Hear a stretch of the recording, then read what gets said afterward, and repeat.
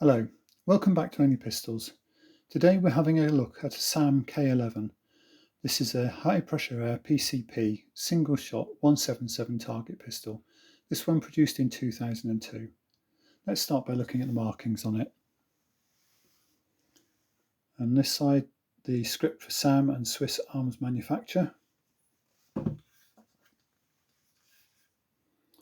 this side, Model K, caliber 4.5, the serial number, and made by AKAH. And you've also got the dry fire and fire selector switch and markings. On the muzzle stripper, air weight K11, and on the end of the cylinder there, the year of production 2002, and the maximum pressure of 250 bar, and again the SAM script. On top of the sight, again the SAM script. Sight is marked for elevation and windage with handy pictograms, and they're quite decent sized knurled nuts there, so you can easily adjust them by hand, and they are click adjustable. On this side, you've got the ability to open and close the sight gap, rear sight gap. So the rear sight there is really nice. It's quite low profile, but it's a good sight picture, and it's wide enough to be able to get you level quite easily. The foresight is just screwed onto the muzzle weight air stripper, interchangeable blade, and you can also put that at different positions. So if you want to change the length of sight. The air stripper, let's get to focus on it. It's a stainless steel insert. There's no other valving or anything. It's just quite a tight fit, about 5mm off the muzzle, and the air is just stripped up the side and then vented out the top. And you can just see there on the shadow from the lead dust on it from where it's worked. Construction is aluminium for the muzzle weight, aluminium for the air cylinder, aluminium for the frame, and a rifled steel barrel. Otherwise, these weight bars are steel with steel weights.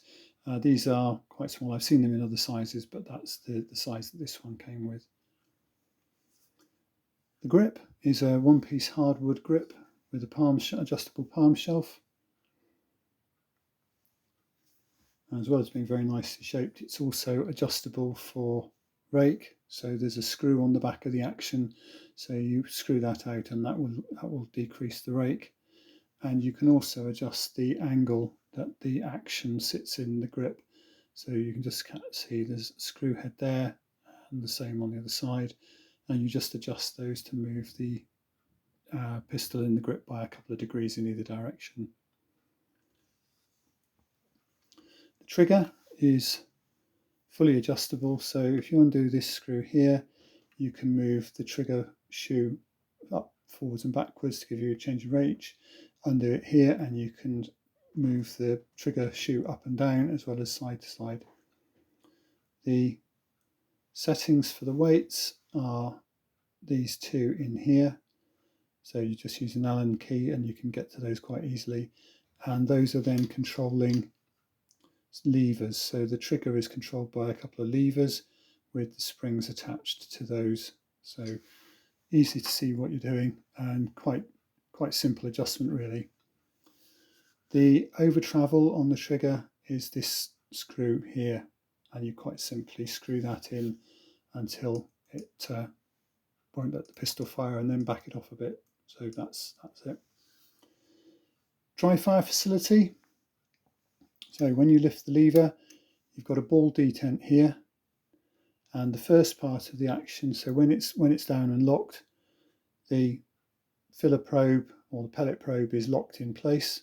So when you lift that up off the ball detent, the first bit just unlocks the loading lever, and then when you pull it further back, that then just pulls the loading the pellet probe back, and the last bit actually pulls the hammer spring back and sets the trigger, and that then again is held in place by a ball detent at the top there. So when you close it, just leans forwards. The top mount is is slightly articulated, that just leans forward, pulls that off the ball detent, pull it down, and that locks it in place. It's on test, so then you can just take up the dry weight in the first stage and the trigger goes. It's very, very nice trigger. To change it from dry fire to fire, lift it up, cock it, that lever just moves down and that just takes the block out. So we'll put that back on dry fire, and again ball detent on that. So it's a very positive system. Just seen it. Also there is the German low pressure marking there.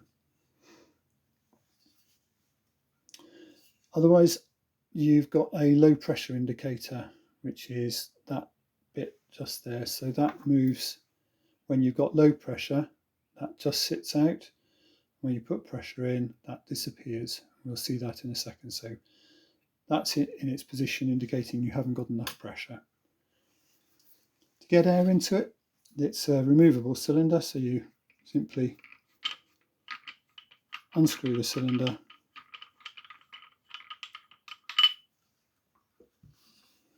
and you've got a simple push valve on the end of the thread. Getting air into it, you've got this is a 300 bar filler adapter and just a standard brass, so you just literally screw that into the 300 bar or into your air cylinder and then just screw the air cylinder onto that. To measure if you've got, this one's 2001 production, no air gauge on it, so you get, as part of the kit, you get a pressure gauge and that screws into the end of your filler adapter. So make sure you get your filler adapter when you get, if you manage to buy one of these, and that quite simply screws into the end, and then you just tighten that up until you get an air reading.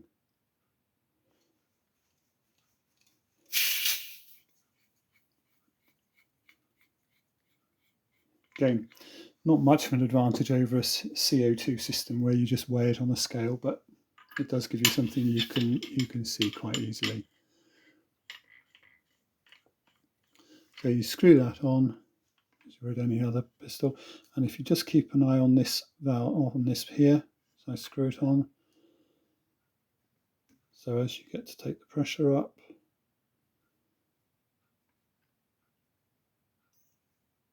that just disappears, and that just tells you the air's there and there's enough pressure in it. So you saw that on the, it was just over 100 bar. So I typically run these down to about 100 bar.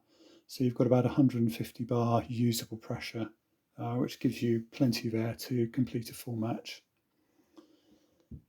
If you need to, you can get aftermarket cylinders. So you can get new under 10-year-old market cylinders, and they come with a pressure gauge in the end of them. So makes it a lot more modern to use. So firing it, you've got air in it, your pressure warning has gone out of the way, and again it's just lifting that top lever, so the first bit takes it off of lock, then just draws that back, and because this is a modern design, there's just a straightforward knock open valve. There's no regulator in here, there's no Belleville washers or anything. It's just that the valving has improved, so they've got it so you don't need it. But the air is delivered from the action by the hammer opening the valve up into the action here, and then that goes into the pellet probe, which is hollow, so it's being fed into the pellet probe and then directly in behind the pellet. What you can see there is it's quite a nice open loading tray. So just drop your pellet onto the loading tray, select it onto fire, close it up, held in place by the detent, take up the pressure, and quite a healthy report. And it's one of the pistols actually that, although it is PCP, you do actually get some felt recoil from it, or from the action. There's no stabilizer in there, so top lever just levers down, comes down, pushes the pellet in, and then everything's held in place and locked for complete reproducibility on the load. So that's it, that's firing it. It's quite a short pistol by modern standards, quite compact, probably a little bit on the light side overall, and that can be when you're using it. It is very accurate, as you would expect. It's a absolutely precision piece of kit, but it tends to be a bit unforgiving.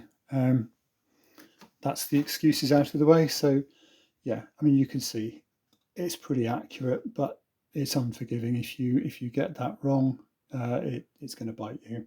But yeah, so four in there, one out, but more than capable, a perfectly good, very usable pistol.